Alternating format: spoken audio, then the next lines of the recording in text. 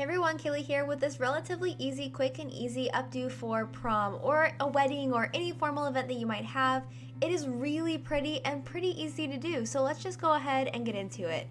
First of all, as with all updos, I like to section first, and this is very easy sectioning. You're just going to do a side part, or you could make this work with the middle part if you want, and then section the hair from your ears forward and just clip that out of the way. And that's really all you have to do.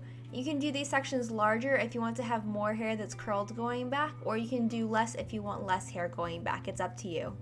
Then we're going to move on to the bun, and this is also very easy. You're going to pull your hair over into a side-ish ponytail and kind of loosen the top just so it doesn't look too tight. Then secure it with a hairband, and this is optional, but if you want to, you can curl the ponytail. And the reason that I did this is because my hair is naturally straight, and I find with a more messy, kind of casual looking bun, it's really nice to have a little bit of bend to the hair. So if you have a natural wave or natural curl, you don't need to curl your hair at all. And if you have straight hair and you don't really care, that's totally fine. You can totally skip this step. I just wanted to let you guys know that I did it, and the reason that I did it is because I like how my hair looks when it's curled before it's put into a bun. So with all that said, you're going to go ahead and wrap your hair into a bun and wrap it fairly loosely without twisting it a whole lot so that it looks really nice and natural. And then you're just going to pin it in place, and that is it for this step. Like I told you, it's really simple. And now we're going to prepare the front for what we're doing next. So you're basically going to make 3 curls on each side of your face. So I'm wrapping my hair around a 3/4 inch iron and then letting the curl go. And then optionally, you can curl the hair back around 2 fingers and pin it in place to cool. The reason that I did this is because you want those curls to really pop and be very three-dimensional against your head, and that happens a lot better when they're a lot stronger, and that happens a lot more easily when you pin the curls to cool them. So that's why I did that, but if your hair takes a curl really easily, you can just pop 3 curls in on each side and be done with it.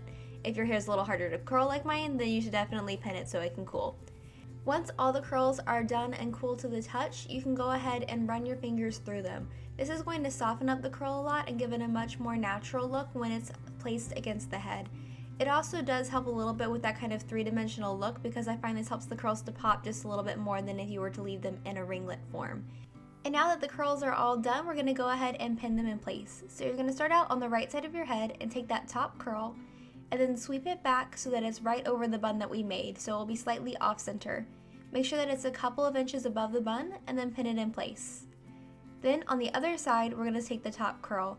Now one thing you can do to make these curls pop is to separate that curl in 2 and then twist the curls very loosely around each other.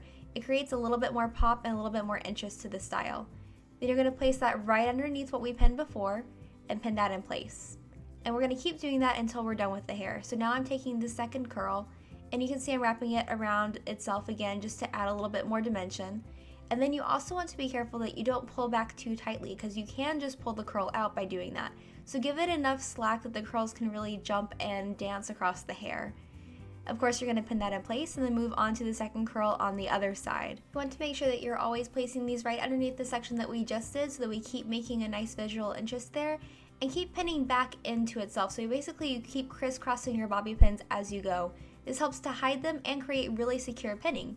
And now we're going to take that last curl and you're going to put it right on top of the bun. So underneath everything else we did and right on top of the bun, and then pin down and into the bun so that you hide the bobby pin that way, and it makes it really easy and hides all of your bobby pins.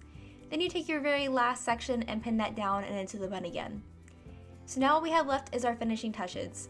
If your hair is a little shorter, you might just have little curls that are hanging out on top of your bun, and you can just leave those. If your hair is a little longer, take the curls and arrange them on top of the bun however you like.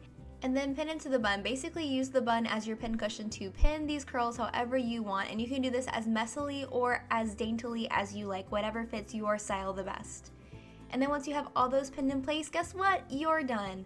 So basically all you have to do is curl the front and pin pieces back, and then that's it. And you could even make a messy bun at the bottom here if you wanted to go a little bit more bohemian, or you could do a braided bun if you wanted to do that as well, because I know a lot of you guys love braids.